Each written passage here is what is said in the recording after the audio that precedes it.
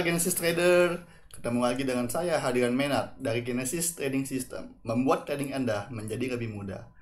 Ya, kita masuk ke materi corporate action lagi. Ya, kali ini materinya mengenai right issue dan waran ya. Ini saya sebenarnya sedikit memperbaharui materi-materi di video-video yang right issue sebelumnya ya, teman-teman. Ya, dividen sudah pernah ada, stock split sudah kita bahas juga. Kalau earning sebenarnya Anda cukup lihat di idx.co.id ya, atau di website emiten bersangkutan karena dia laporan keuangannya terbuka ya. Apa itu right issue, apakah itu baik, apa itu waran, itu istilah dari mana Pak ya, dan segala macam. Yuk kita simak ya.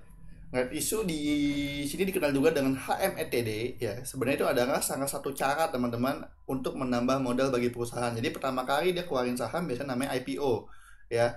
Lalu dia keluarin lagi sahamnya berikutnya disebutnya right issue. Contoh dia punya 100% saham, dia IPO 20%-nya nih. Ya jadi 80% masih punya dia, 20% dia lempar ke masyarakat untuk dapat IPO, dapat saham, kan dia jual sahamnya dapat uang ya. Lalu sisa 80% ini dia akan melepas lagi 10%-nya sehingga dia sisa 70%, 10%-nya dilepas ke masyarakat. Itu namanya udah right issue ya.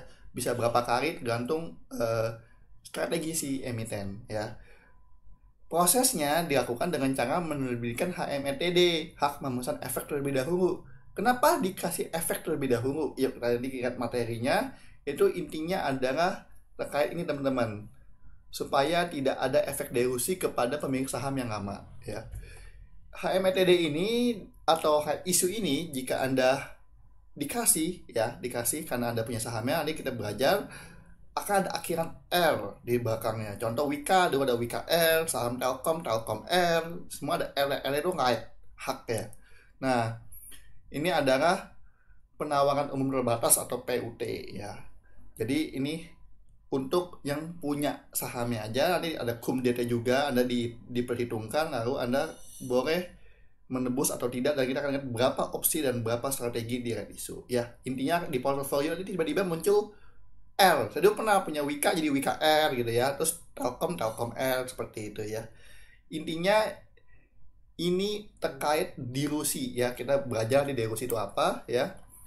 Tujuannya adalah untuk mendapatkan modal baru, jelas right issue biasanya seperti itu ya, walaupun ada tujuan-tujuan lain, tapi pada umumnya adalah sebagai tambahan modal yang baru ya.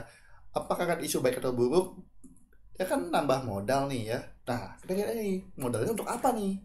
Kenapa kamu nambah modal? Oh, saya buat beli mesin, saya mau nambah outright, saya mau nambah cabang ya. Itu masih dikatakan baik karena tujuannya untuk ekspansi usaha.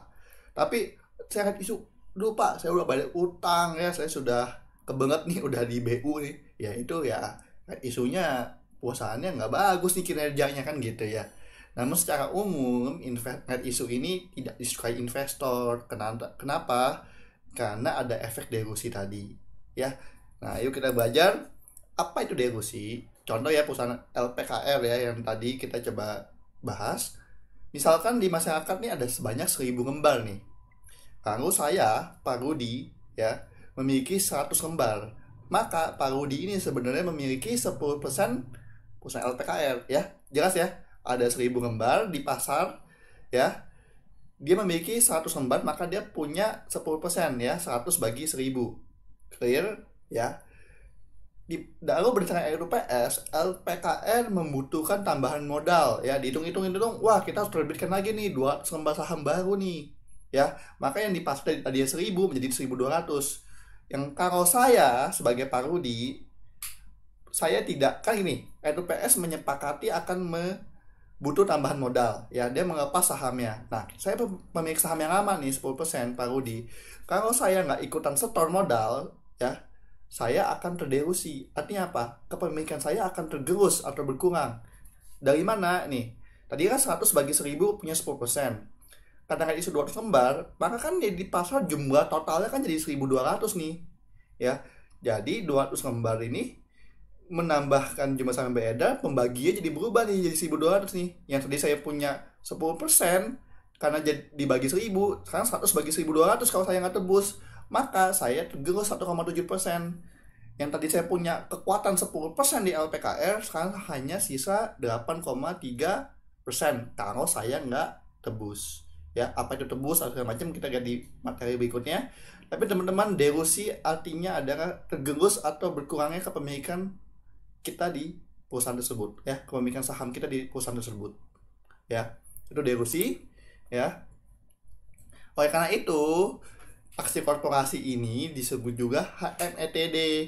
Pak Rudi, supaya Bapak nggak tergerus, Bapak boleh memesan efek ini terlebih dahulu, ya, supaya Bapak tetap 10%, ya. Tadi kan Bapak punya 10%-nya nih, ya kan? Jadi kalau dari 200 lembar yang baru, Bapak bisa tebus 20 lembarnya. Ya, Bapak ikut beli saham Right Issue ini di exercise, namanya ditebus ke sahamnya 20 lembar. Jadi 20 lembar saham baru nih, sehingga kepemilikan dia tetap 10%. Namanya HMETD. Terlebih dahulu dikasih istimewa kepada pemegang saham yang lama, biar tetap persentasenya tetap seperti sebelumnya, ya. Tapi kan kalau dia nambah modal, ya, kalau kita nggak mau nambah modal, ya tergerus, seperti itu aja simpelnya, ya. Nah, opsi pertama, ya kan, tadi bagi si Pak Rudi, ya, dia bisa menebusnya nih, ya, menjadi saham. Jadi LPKR tadi dia tebus menjadi LPKR biasa, ya, sebagai saham induk, ya. Jadi ikut store modal baru nih. Caranya gimana? Ya hubungi CS Sekuritas, biasanya isi form dan exercise. Nanti ada ini ya teman-teman, ketika Right Issue itu ada jadwalnya, ya. Kapan deadline terakhir Anda tebus segala macam, ya. Jadi dia akan tebus, ya. Intinya sudah di exercise juga sudah di announce, ya, di masyarakat. Kalau mau tebus, harga pelaksanaan atau harga exercise adalah sekian gitu, ya. Ya sudah. Anda siapkan modal di RDN Anda, hubungi CS, tebus, ya, maka LPKR tadi akan menjadi saham. Nanti kepemilikan Anda di LPKR bertambah, ya. Opsi kedua, nah, Right ini kan sebenarnya pertama kali kan HMETD nih diberikan kepada pemegang saham, itu sudah dapat di portofolio. Ada nggak investor lain yang nggak punya sahamnya, ya, setelah kumdet dia kan nggak punya nih haknya, dia mau beli haknya kita nih. Nah, kita juga bisa jual haknya kita yang si Pak Rudi yang sudah punya ke pasar, namanya LPKR di order book, ya. Ya, biasanya di pasar tunai. Jadi hanya sesi satu di perdagangannya, di pasar tunai Anda bisa jual beli LPKR ini, ya. Harganya bebas teman-teman, dan satu perak juga bisa, ya. Jadi ini intinya kayak jual saham biasa, tapi LPKR yang terbatas di sesi 1 atau di pasar tunai, dan terbatas jangka waktunya, ya, hanya sampai maturity date-nya nanti sudah berakhir, ya. Opsi 1 Anda tebus, ya, tadi, ya, Anda siapkan uang, Anda ikut tambah modal, Anda beri hak Anda untuk menjadi saham, ya, berarti keluar modal, ya, keluar duit di debit, tapi kan jadi saham yang induk, ya. Kedua, Anda jual haknya ke orang lain deh. Ya udahlah, saya jual hak aja ke orang lain. Jadi saya dapat duit dari penjualan saya gitu, ya. Tapi harga saham saya kan kepemilikan terderusi udah pasti. Tapi kan saya dapat duit dari jual hak saya ke orang lain. Kalau laku, ya, gitu, ya. Opsi ketiga, Anda nggak tahu nih apa itu Right Issue, Anda diamin aja di portofolio, dari LPKR yang muncul jadi hilang. Anda nggak jual, Anda nggak tebus. Angus, sayang, ya.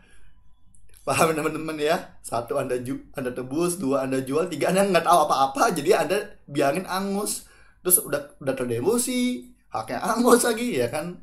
Ya ini opsi yang paling kurang bagus, ya. Nah, yang lucunya gini teman-teman, banyak teman-teman juga nggak mengerti apa itu harga teoritis setelah Right Issue. Jadi LPKR, ya, yang tadinya harga 330-an, tiba-tiba pas besok nggak habis Right Issue 270, wah Pak, saya jadi minus banyak nih, segala macam gitu, ya. Itu sebenarnya adalah harga teoritis karena penyesuaian teman-teman. Tadi harga ini 338 kan misalnya untuk 1000 lembar nih, tiba-tiba jadi 1200 lembar, maka harga per lembarnya dia berubah nih, menyesuaikan dengan pembaginya, ya. Jadi ini contoh, ya, yang real, ya, di 2019 Right Issue 10/21. Jadi 10 pemegang saham yang Right Issue yang punya saham LPKR yang lama boleh menebus 21 lembar saham baru nih. Jadi LPKR ini butuh modal, ya. Kalau kita punya 10 lembar, kita boleh beli 21 lembar saham baru dengan harga exercise 235. Sehingga nanti kalau kita punya saham ini, berarti kan kita beli di harga sekitar segini, 338-an, ya. Nah, ketika Anda beli 21 lembar di harga ini, sebenarnya average Anda dia akan sekitar di sini nih, gitu, ya. Nih contoh, ya.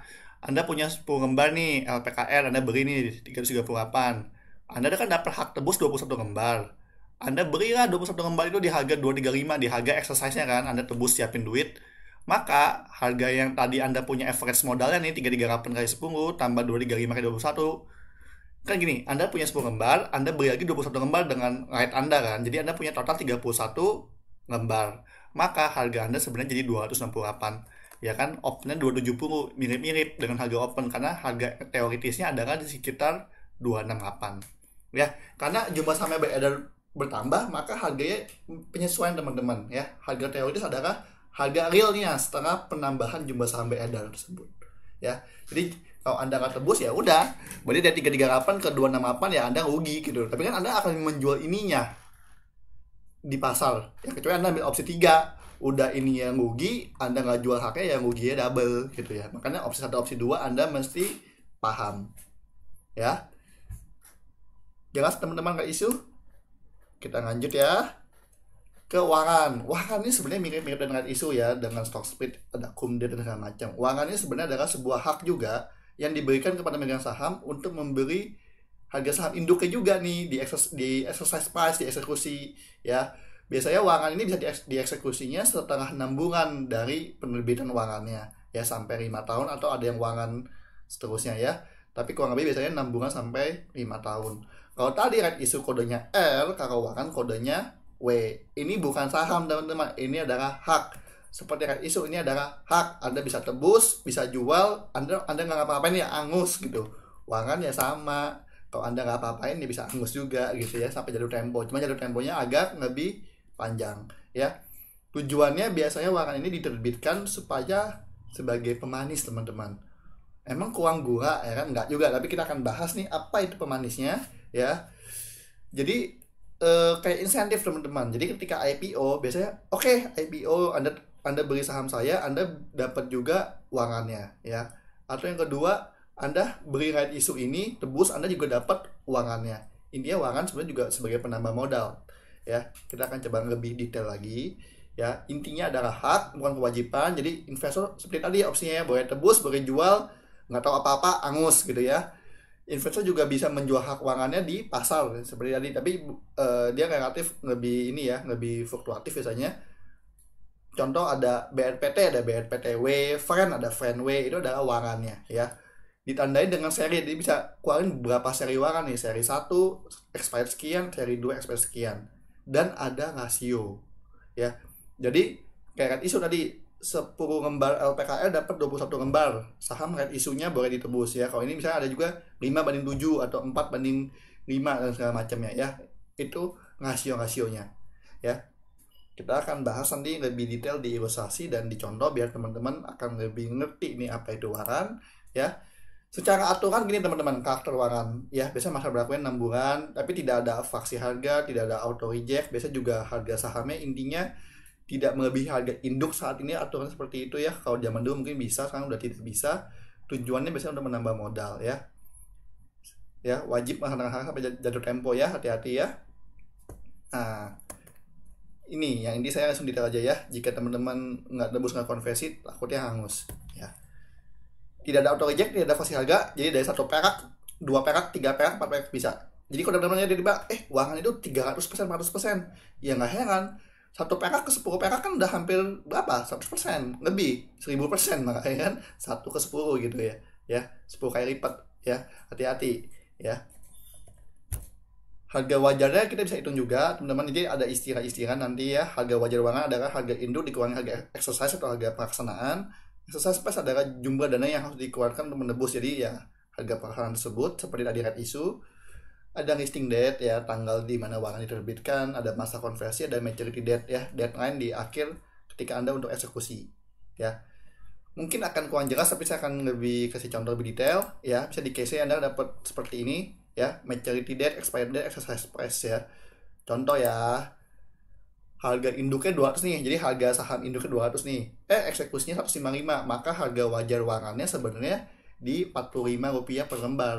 Kalau harga warannya di pasar menjadi Rp100 atau menjadi Rp60 sebenarnya udah lebih mahal ya. Kalau Rp20, Rp30 wah kayaknya lebih murah nih, karena kalau saya eksekusi, jadi teman-teman kebayang gak sih? Kalau teman-teman eksekusi ini di 45 tambah harga, kan teman-teman mesti keluarin duit di sini lagi nih. Ya kalau Anda beli di sini 45 tambah ini kan jadi BEP dengan harga induk. Tapi kalau Anda beli 20 perak tambah 155 175, Anda sudah untung 25 perak nih kalau harga induknya masih 200 ya.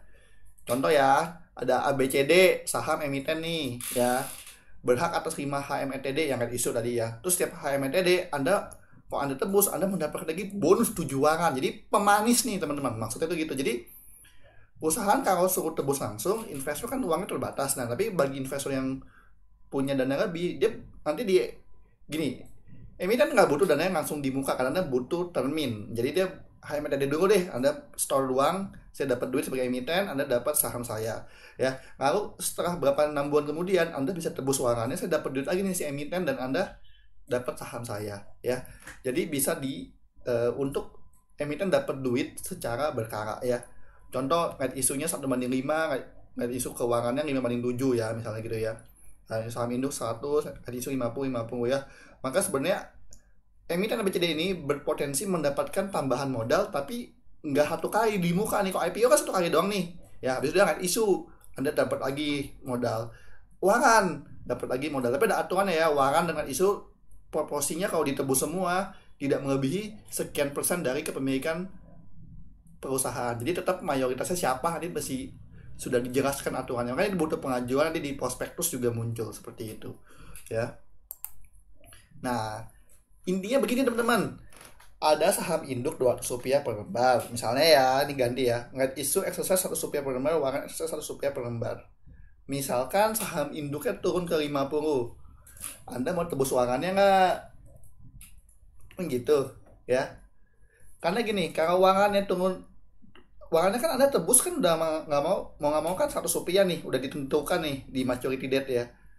Asumsi ini saya dapat secara cuma-cuma ya teman-teman. Jadi karena saya IPO, saya net isu saya tebus, saya dapat warannya secara gratis ya. Maka modal waran saya 0 ya. Kalau harga induknya turun ke 50 perak, saya beri